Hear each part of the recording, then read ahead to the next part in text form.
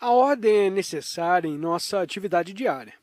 Ordem em nossa ação e ordem em nossa relação uns com os outros. Temos que entender que a própria qualidade da ordem é totalmente diferente daquela da disciplina.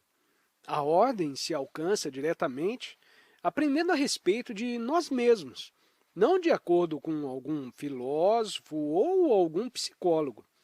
Descobrimos a ordem por nós mesmos quando estamos livres de todo o sentido de compulsão, de todo o sentido do esforço determinado para obter ordem de acordo com um caminho em particular. Essa ordem nasce muito naturalmente. Nessa ordem existe a integridade. É ordem não de acordo com algum modelo, e não apenas do mundo externo, que se tornou tão completamente caótico, mas internamente, dentro de nós mesmos, onde não somos claros, onde somos confusos e incertos. Aprender a nosso próprio respeito faz parte da ordem. Se vocês seguirem outra pessoa, por mais erudita que ela seja, vocês não serão capazes de entenderem a si próprios. Para descobrir o que é a ordem, devemos começar a entender a natureza das nossas relações. Nossa vida é um movimento de relação. Por mais que se possa pensar que vivemos sozinhos, estamos sempre relacionados com uma coisa ou outra, tanto do passado quanto com alguma coisa ou imagem projetada para o futuro. Assim, a vida é um movimento de relação e nessa relação há desordem. Devemos examinar cuidadosamente por que vivemos dessa desordem com nossas relações uns com os outros, por mais íntimas ou superficiais que sejam. Eu não estou tentando persuadi-los a pensar numa determinada direção ou fazendo qualquer espécie de pressão persuasiva ou sutil sobre vocês. Pelo contrário, estamos juntos, considerando cuidadosamente os nossos problemas humanos e descobrindo o que é a nossa relação um com os outros e se nessa relação podemos produzir a ordem. Para entender todo o significado da relação uns com os outros, por mais íntima ou mais distante que seja, devemos começar a entender por que o cérebro cria imagens. Nós temos imagens de nós mesmos e imagem dos outros.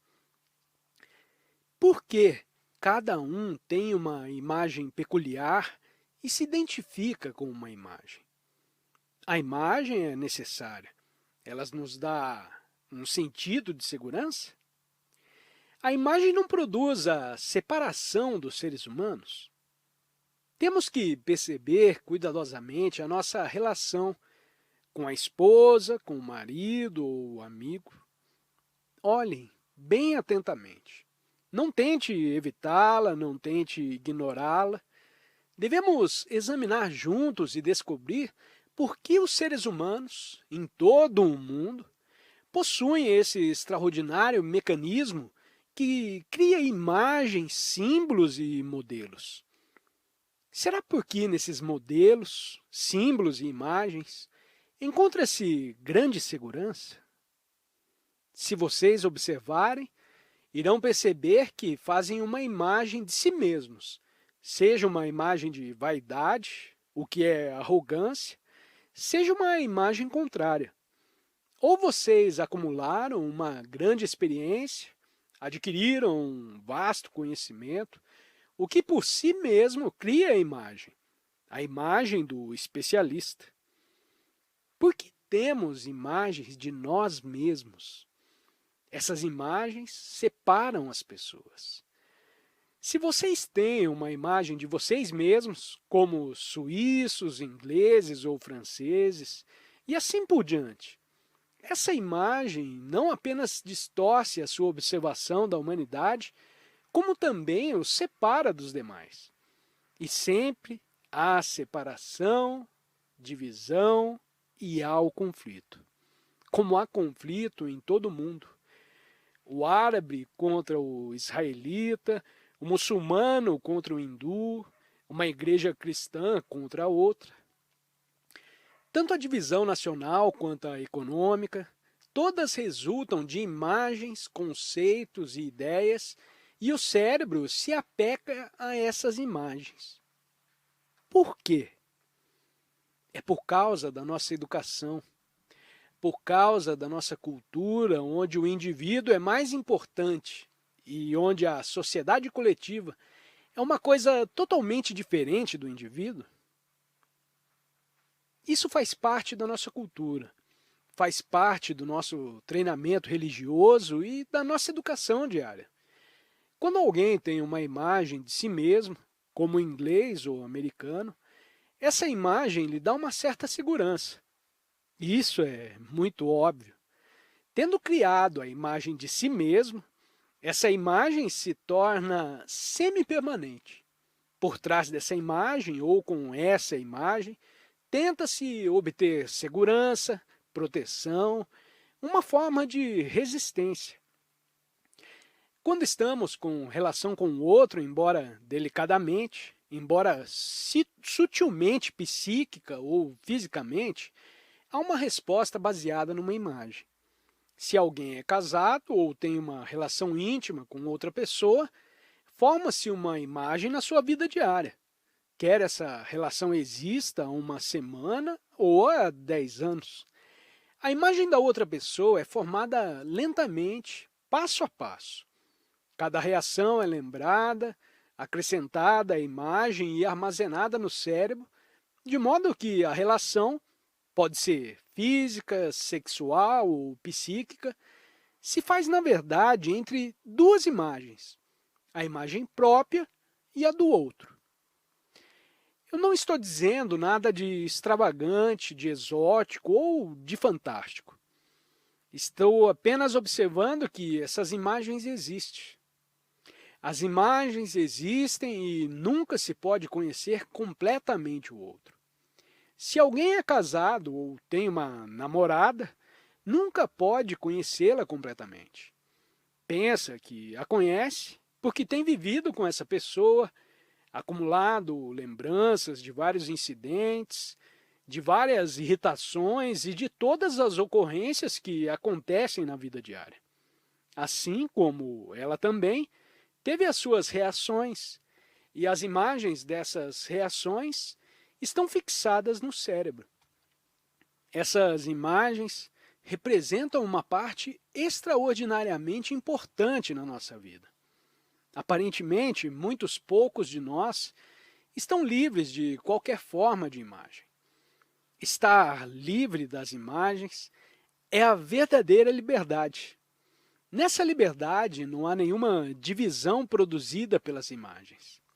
Se somos hindus, nascidos na Índia, com todo o condicionamento a que estamos sujeitos, o condicionamento da raça ou de um determinado grupo, com as suas superstições, com as suas crenças religiosas, dogmas e rituais, toda a estrutura dessa sociedade, vivemos com esse complexo de imagens que é o nosso condicionamento.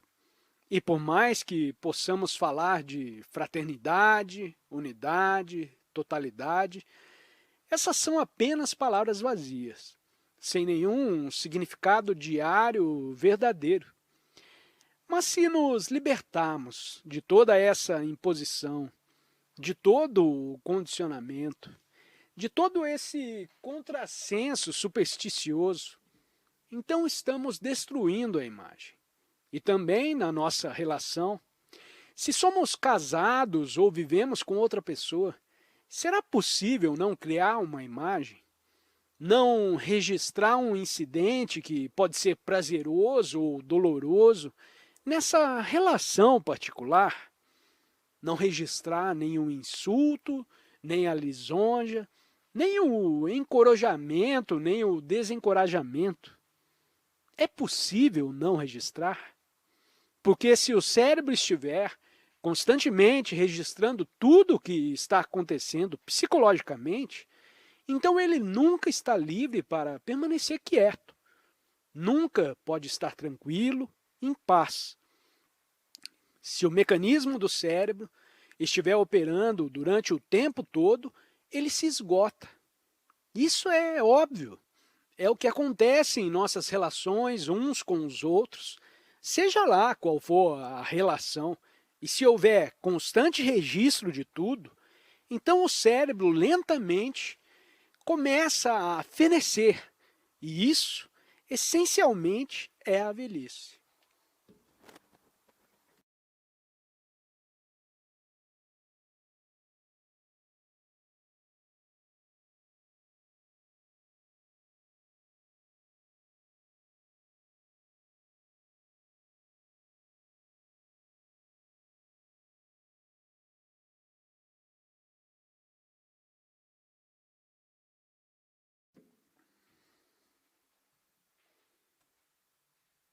Ao investigar, nós nos deparamos com essa questão.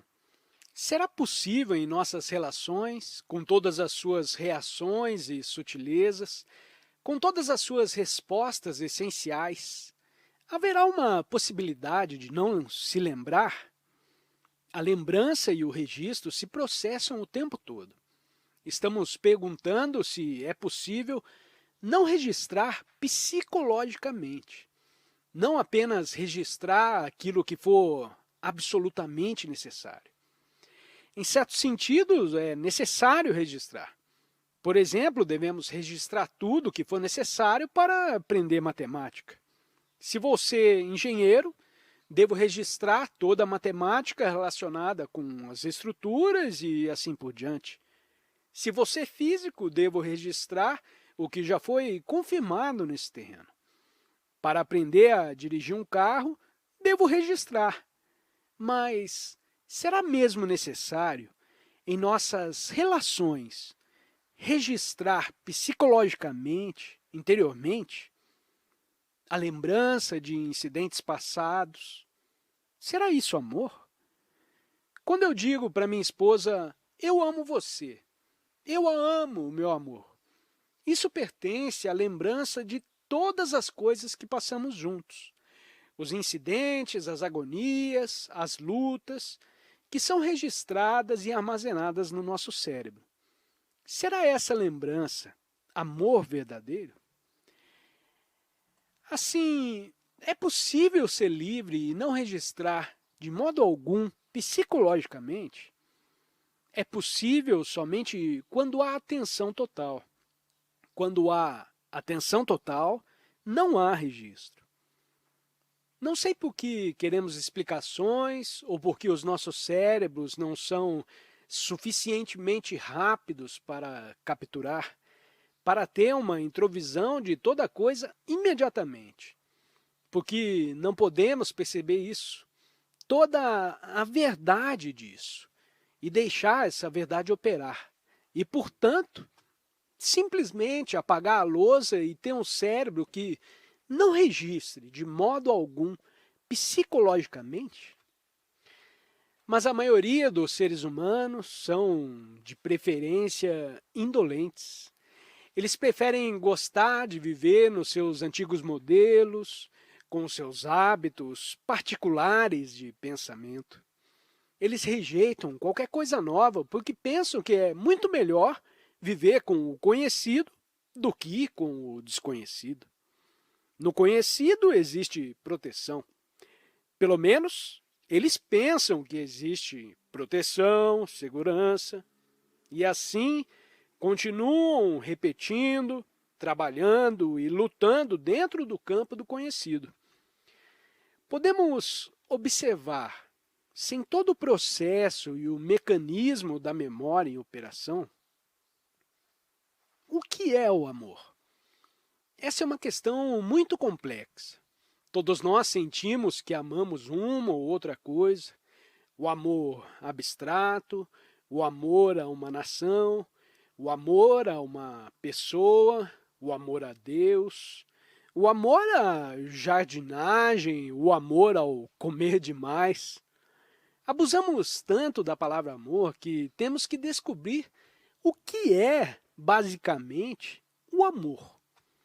O amor não é uma ideia. O amor a Deus é uma ideia. O amor a um símbolo também é uma ideia. Quando vocês vão à igreja e se ajoelham e rezam, vocês estão, na realidade, adorando ou orando para alguma coisa que o pensamento criou. Assim, vejam o que está acontecendo. O pensamento criou, na realidade, esse é um fato, e vocês adoram aquilo que o pensamento criou. Isso significa que vocês estão adorando, de um modo muito sutil, a vocês mesmos. Essa pode parecer uma afirmação sacrílega, mas é um fato. É isso que está acontecendo no mundo todo. O pensamento cria o símbolo, com todos os atributos desse símbolo, românticos, lógicos ou sensatos. Tendo-o criado, vocês o amam, tornam-se completamente intolerantes para qualquer outra coisa.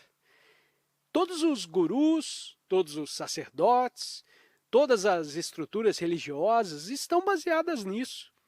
Vejam que tragédia. O pensamento cria a bandeira, o símbolo de um determinado país, então depois vocês lutam por ele. Vocês matam-se uns aos outros por ele. A sua nação irá destruir a terra pela competição com outra nação e assim a bandeira se torna um símbolo do amor. Há milhões de anos vivemos desse modo e ainda somos seres humanos extraordinariamente destrutivos, violentos, brutais e cínicos. Quando dizemos que amamos alguém, nesse amor há desejo. Há as projeções agradáveis das várias atividades do pensamento. Temos que descobrir se o amor é desejo, se o amor é prazer, se há medo no amor. Pois onde há medo, deve haver ódio, ciúme, ansiedade, posse e dominação. A beleza na relação e todo o cosmos é um movimento em relação. O cosmos é ordem. E quando alguém tem ordem em si mesmo, tem ordem nas suas relações. E, portanto, existe a possibilidade de ordem na nossa sociedade. Se perguntamos a natureza da relação, descobrimos que é absolutamente necessário ter ordem. E dessa ordem nasce o amor. O que é a beleza? Vocês veem a neve recente sobre as montanhas essa manhã, limpa, uma bela visão. Vocês veem essas solitárias árvores negras contrastando com o branco. Olhando o mundo à nossa volta, vocês veem o maravilhoso mecanismo, o extraordinário computador com a sua extraordinária beleza. Veem a beleza de um rosto, a beleza de um quadro, a beleza de um poema. Vocês parecem reconhecer a beleza lá fora. Nos museus ou quando vão a um concerto e ouvem Beethoven ou Mozart, há uma grande beleza.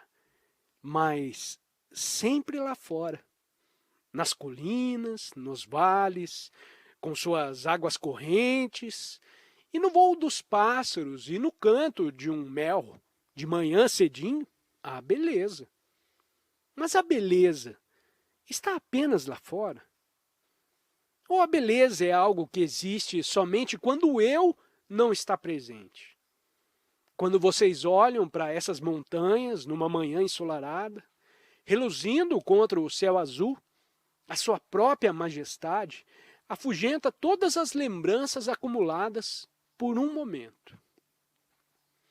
Lá, a beleza exterior, a grandeza exterior, a majestade e a força das montanhas limpa todos os nossos problemas, mesmo que seja por um segundo.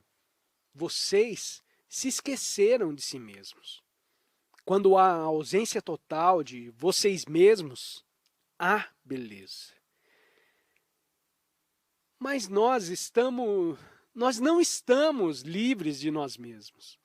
Somos pessoas egoístas, preocupadas conosco mesmas, com a nossa importância ou com os nossos problemas, com as nossas agonias, pesares e solidão.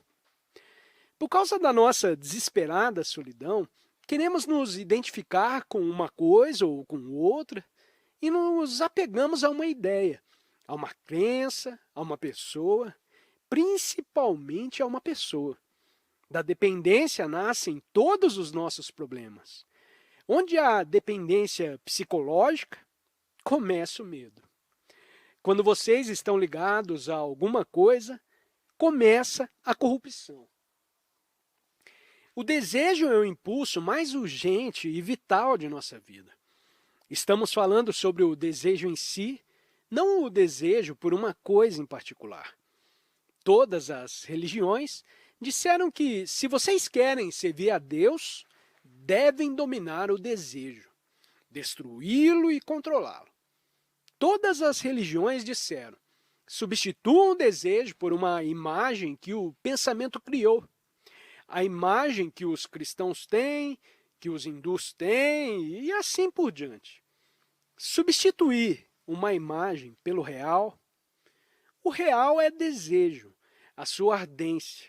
E eles pensam que se pode dominar esse desejo, substituindo-o por alguma outra coisa. Ou entreguem-se a quem vocês pensam que é o mestre, o sábio, o guru. O que é demais é a atividade do pensamento. Esse tem sido o modelo do pensamento religioso. Temos que entender todo o movimento do desejo, pois, obviamente, ele não é amor e nem compaixão. Sem o amor e a compaixão, a meditação perde completamente o seu sentido. O amor e a compaixão possuem a sua própria inteligência, que não é a inteligência do pensamento astuto.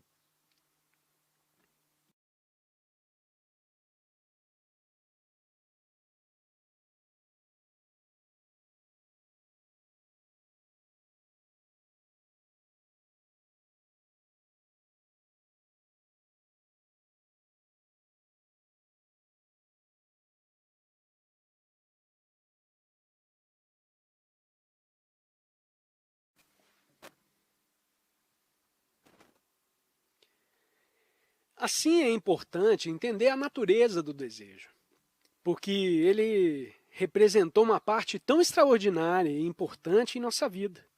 Como ele distorce a clareza, como impede a extraordinária qualidade do amor.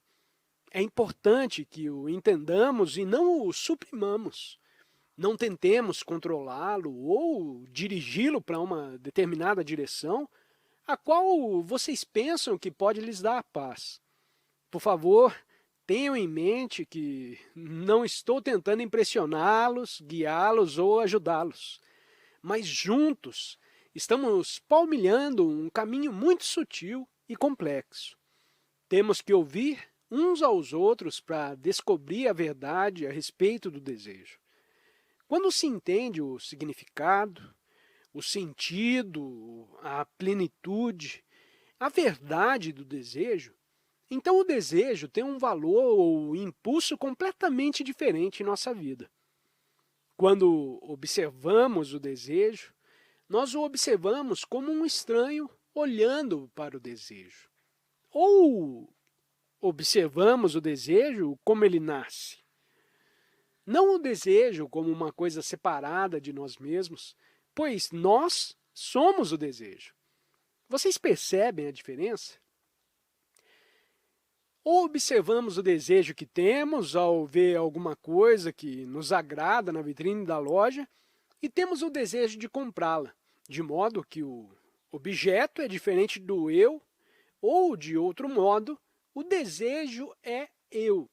E assim há a percepção do desejo sem o observador percebendo o desejo. Podemos olhar para uma árvore. Árvore é a palavra pela qual reconhecemos aquilo que está de pé no campo. Mas sabemos que a palavra árvore não é a árvore. Do mesmo modo, a nossa esposa não é a palavra. Mas fizemos da palavra a nossa esposa. Não sei se vocês percebem todas as sutilezas disso. Devemos entender com muita clareza, desde o início, que a palavra não é a coisa. A palavra desejo não é o seu sentimento, o extraordinário sentimento que há por trás dessa reação. Assim, devemos estar muito alertas para não sermos pegos pela palavra. Também o cérebro deve estar ativo o suficiente para ver que o objetivo pode criar o desejo que é separado do objeto. Estamos conscientes de que a palavra não é a coisa e de que o desejo não está separado do observador que está observando o desejo. Estamos conscientes de que o objeto pode criar o desejo, mas que o desejo é independente do objeto. Como floresce o desejo? Porque há essa extraordinária energia por trás do desejo. Se não entendemos profundamente a natureza do desejo, sempre estaremos em conflito uns com os outros. Podemos desejar uma coisa e a nossa esposa pode desejar outra. E as crianças podem desejar alguma coisa diferente. Assim, estamos sempre em desacordo uns com os outros. E essa batalha, essa luta, é chamada de amor, de relação. Estamos perguntando, qual é a fonte do desejo? Devemos ser muito verdadeiros nisso, muito honestos, pois o desejo é muito decepcionante, muito sutil, a menos que entendamos a sua raiz. Para todos nós, as respostas sensoriais são importantes. Visão, tato, gosto, olfato, audição. E uma determinada resposta sensorial pode, para alguns de nós, ser mais importante do que as outras respostas. Se somos artistas, vemos as coisas de um modo especial. Se somos treinados como engenheiros, então as respostas sensoriais são diferentes. Assim, nunca observamos completamente com todas as respostas sensoriais.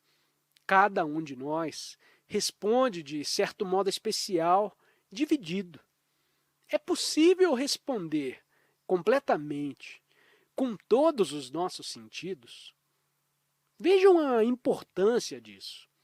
Se respondemos completamente, com todos os nossos sentidos, há a eliminação do observador centralizado.